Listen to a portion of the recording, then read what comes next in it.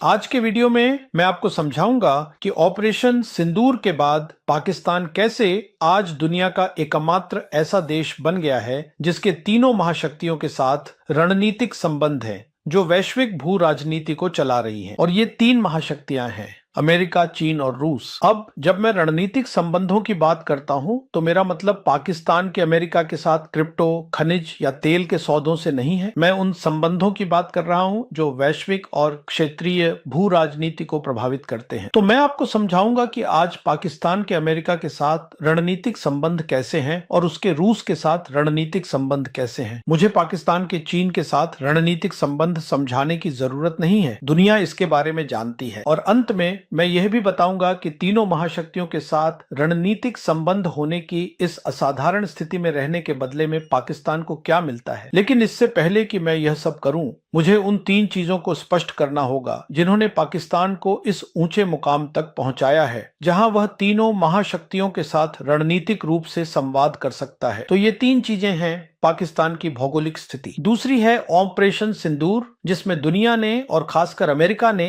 देखा कि पाकिस्तान ने अपनी पारंपरिक युद्ध क्षमता को कितनी मजबूती से साबित किया, जिसमें पाकिस्तान एयर फोर्स की केंद्रीय भूमिका रही। और तीसरी है पाकिस्तान के समय की कसौटी पर खरी उतरी मजबूत चीन के साथ संबंध, जो वैश्विक भू राजनीति के उतार चढ़ाव के बावजूद अडिग रहे हैं। अब ये सब कहने के बाद मैं पाकिस्तान के ट्रंप प्रशासन के साथ रणनीतिक संबंधों के बारे में बात करना चाहता हूं। अब राष्ट्रपति ट्रंप ने हाल ही में कहा, मैं उन्हीं लोगों के साथ व्यापार करता हूं जो मुझे पसंद है। निश्चित रूप से ट्रंप को पाकिस्तान की राजनीतिक और सैन्य नेतृत्व पसंद है, क्योंकि उन्होंने दो ऐसे काम किए हैं जो ट्रंप को बहुत पसंद आए हैं। पहली बात यह है कि सार्वजनिक रूप से पाकिस्तान के नेतृत्व ने कहा है कि पाकिस्तान वायुसेना ने भारतीय वायुसेना के 7 जेट लड़ाकू विमान मार गिराए और भारतीय पक्ष से कोई खंडन नहीं आया, जिससे यह संकेत मिलता है कि 4 दिन की लड़ाई ऑपरेशन सिंदूर एक तीव्र युद्ध था। और फिर पाकिस्तान ने भारत और पाकिस्तान के बीच युद्ध विराम का श्रेय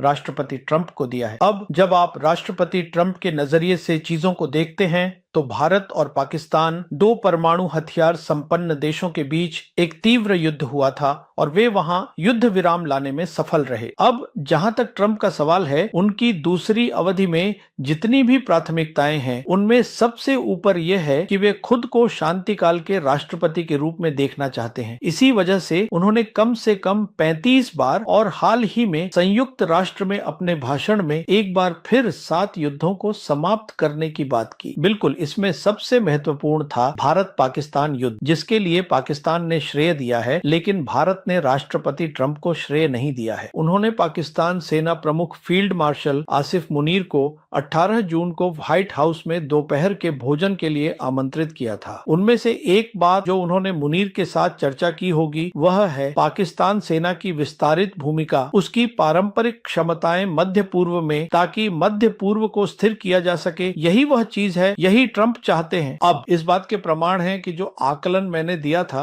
वह सच साबित हुआ है। लेकिन इससे पहले कि मैं वह प्रमाण दूं और उसके बारे में बात करूं, दो और मुद्दे हैं जिनका अपडेट देना जरूरी है। मुझे वह करने दीजिए। हम जानते हैं कि पाकिस्तान और सऊदी अरब ने 17 सितंबर को यह महत्वपूर्ण रणनीतिक आपसी रक्षा समझौता किया है। अब जो हमें पता चला है वह यह है कि चीन, सऊदी अरब और पाकिस्तान पहली बार अपने संयुक्त अभ्यास वॉरियर 9 में भाग लेंगे, जिसका अर्थ है कि चीन पूरी तरह से सहमत है। चीन उतना ही खुश है जितना ट्रंप खुश है। पाकिस्तान सेना की मध्य पूर्व में विस्तारित सैन्य भूमिका पारंपरिक सैन्य भूमिका के साथ। और दूसरी जानकारी यह है कि जैसा कि मैंने अपनी पिछली वीडियो में कहा था, सऊदी अरब ने पाकिस्तान के साथ समझौता करने के बाद ईरान को सूचित किया था और ईरान इस समझौते से खुश था। अब 24 सितंबर को संयुक्त राष्ट्र में ईरान के राष्ट्रपति ने यह महत्वपूर्ण बात कही। उन्होंने कहा कि ईरान पश्चिम एशिया के मुसलमानों के सहयोग से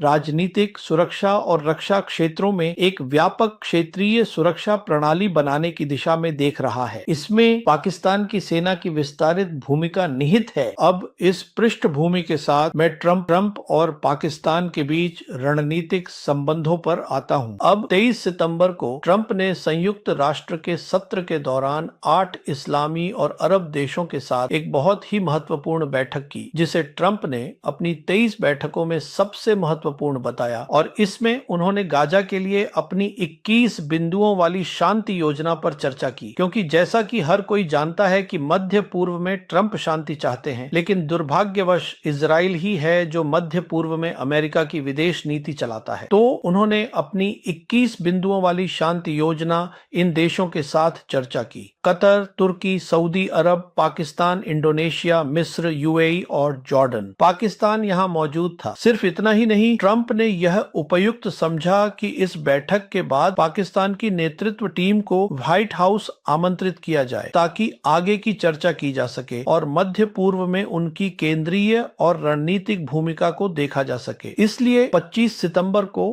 प्रधानमंत्री शहबाज शरीफ और army chief field marshal Asim Munir ने व्हाइट हाउस में राष्ट्रपति ट्रंप से मुलाकात की, जहां उपराष्ट्रपति वेंस और विदेश मंत्री मार्को रूबियो भी मौजूद थे। 3 रणनीतिक मुद्दों पर निश्चित रूप से चर्चा हुई होगी। पहला, निश्चित रूप से मध्य पूर्व में स्थिरता के लिए पाकिस्तान की भूमिका है, पाकिस्तान की सैन्य भूमिका। दूसरा मुद्दा ईरान है। जैसा कि मैंने अपनी पिछली कई वीडियो में कहा है, पाकिस्तान से बेहतर ईरान को कोई नहीं समझता, और ईरान ही है जो ट्रंप को परेशान और चिंतित करता है। तो इस पर भी चर्चा हुई होगी। और तीसरा मुद्दा जो चर्चा में था वह था बगराम एयरबेस। अमेरिकियों की इसमें बहुत रुचि है, ट्रंप इसमें बहुत रुचि रखते हैं, और ट्रंप ने इसमें पाकिस्तान से मदद मांगी होगी जो कि पाकिस्तान देने को तैयार नहीं है। और इसी कारण उसी दिन 25 सितंबर को अफगानिस्तान से जुड़े मुद्दों पर 4 देशों की एक बैठक हुई, और ये 4 देश हैं चीन, रूस, ईरान और पाकिस्तान, जहां एक संयुक्त बयान जारी किया गया कि किसी भी बाहरी सैन्य अड्डे यानी अमेरिका या नाटो देशों के सैन्य अड्डे को अफगानिस्तान में इन 4 देशों द्वारा स्वीकार नहीं किया जाएगा। तो कृपया समझिए कि ये 4 देश महत्वपूर्ण हैं और ये मिलकर काम करते हैं, चीन, रूस, ईरान और पाकिस्तान। तो ये बहुत स्पष्ट है कि जहां तक राष्ट्रपति ट्रंप का सवाल है, उन्होंने मध्य पूर्व में स्थिरता के लिए पाकिस्तान को एक रणनीतिक भूमिका दी। अब पाकिस्तान के रूस के साथ रणनीतिक संबंधों की बात करते हैं। अब देखिए, ये जो संबंध हैं, इन्हें कम करके आंका गया है। हकीकत यह है कि ये संबंध बहुत तेजी से विकसित हो रहे हैं और 2 स्तरों पर हो रहे हैं। एक स्तर यह है कि ये संबंध उस स्तर पर विकसित हो रहे हैं जिसे मैं नया वैश्विक शासन प्रणाली कहता हूं, जहां रूस और चीन मुख्य खिलाड़ी हैं। वे मुख्य खिलाड़ी जो उस प्रणाली का समर्थन कर रहे हैं जो भू अर्थशास्त्र, व्यापार, विकास और विश्व की स्थिरता से जुड़ी है, जैसा कि मैंने अपने पहले के वीडियो में भी चर्चा की है। तो ये दोनों देश मिलकर काम कर रहे हैं, और वे किस तरह मिलकर काम कर रहे हैं इसका उदाहरण यह है कि जब राष्ट्रपति शी जिनपिंग नवंबर 2012 में पदभार संभाले तो उनकी पहली विदेश यात्रा मॉस्को थी, और यह मार्च 2013 में हुई, जहां उन्होंने राष्ट्रपति पुतिन से मुलाकात की, और साथ ही उन्होंने Moscow state institute of international relations में एक भाषण भी दिया, जहां पहली बार राष्ट्रपति शी जिनपिंग ने अंतरराष्ट्रीय संबंधों के नए प्रकार के बारे में बात की। यही वह अंतरराष्ट्रीय संबंधों का नया प्रकार है जिसके बारे में उन्होंने तब बात की थी, जो अब पूरी तरह विकसित हो चुका है। इसमें सारी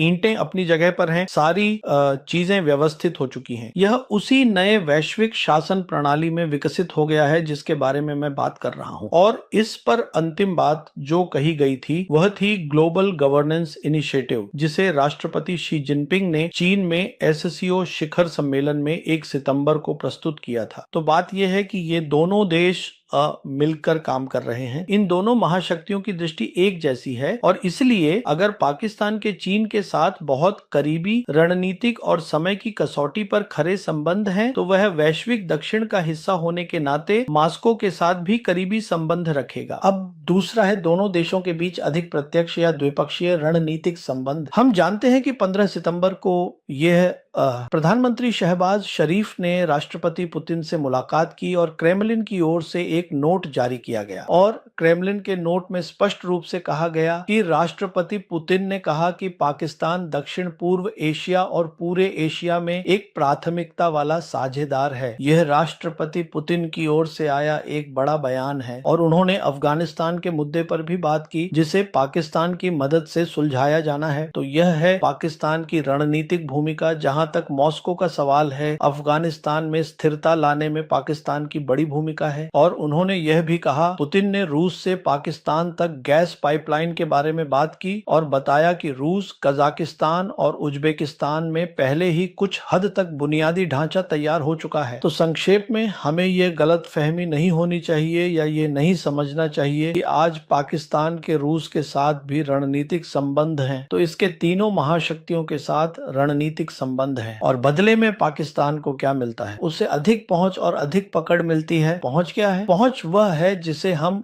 किसी राष्ट्र का हित क्षेत्र कहते हैं, यानी वे देश या क्षेत्र जहां कोई विशेष देश गहरे राजनीतिक और आर्थिक संबंध और संपर्क स्थापित करने में रुचि रखता है, यही पहुंच का हिस्सा है। तो आज पाकिस्तान की पहुंच इसके इन संबंधों के कारण दक्षिण एशिया से आगे मध्य पूर्व, मध्य एशियाई गणराज्यों और यहां तक कि दक्षिण पूर्व एशिया तक जाती है, जहां रूस और चीन दोनों ही चाहते हैं कि पाकिस्तान की वहां भूमिका हो। यह भूमिका पहुंच की है। और दूसरा है पकड़। पकड़ वह है जिसे हम प्रभाव क्षेत्र कहते हैं। यही वह सीमा है जहां तक आपकी सैन्य क्षमताएं आपके हितों की रक्षा के लिए पहुंच सकती हैं, इसलिए यह प्रभाव क्षेत्र है। और जहां तक पाकिस्तान का सवाल है, ऑपरेशन सिंधु के बाद अब यह दक्षिण एशिया से आगे मध्य पूर्व और पश्चिमी हिंद महासागर क्षेत्र तक जाता है, जहां मैंने पहले ही वीडियो में समझाया है कि कैसे बांग्लादेश, पाकिस्तान और चीन वे पश्चिमी हिंद महासागर क्षेत्र की सुरक्षा के लिए एक साथ आए हैं। हाल ही में एक पाकिस्तानी रक्षा मंत्री से पूछा गया था, आज पाकिस्तान के अमेरिका और चीन दोनों के साथ करीबी संबंध हैं, इनमें से कौन सा अधिक महत्वपूर्ण है? और उन्होंने कहा, पाकिस्तान के चीन के साथ मजबूत और लंबे समय से चले आ रहे संबंध हैं। बात यह है कि आज पाकिस्तान के केवल चीन के साथ ही नहीं, बल्कि उसने भू राजनीति के सही पक्ष पर खड़े होने का सही कदम उठाया है, क्योंकि आज उसके नए वैश्विक शासन प्रणाली के साथ भी संबंध है, जिसे मैंने कहा है कि चीन और रूस समर्थन करते हैं। और जब हम इसे समझते हैं तो दो बातें बहुत स्पष्ट हो जाती हैं। पहली बात जो बहुत स्पष्ट हो जाती है वह ये है कि जब हम इस प्रणाली को देखते हैं, उस नई प्रणाली की बात कर रहा हूं, तो यह साझेदारी के बारे में है। इस प्रणाली में पूरी सोच यह है कि सभी देशों को पूरी आजादी है कि वे किसके साथ अपने संबंध बनाना चाहते हैं, बशर्ते वे इस नई वैश्विक शासन प्रणाली की सोच के साथ मेल खाते हो। तो इसी संदर्भ में चीन और रूस को पाकिस्तान की अमेरिका के साथ रणनीतिक भूमिका से कोई समस्या नहीं। और दूसरी बात यह है कि जहां तक अमेरिका का सवाल है, अमेरिका की विदेश नीति हर 4 साल में बदल जाती है, जबकि रूस या चीन में ऐसा नहीं है, वहां एक संस्थागत सोच होती है। तो बात यह है कि आज पाकिस्तान एक अच्छी स्थिति में है। उसने पहले ही सही विकल्प चुना था कि वह सही भू राजनीतिक प्रणाली के साथ जुड़ा रहे।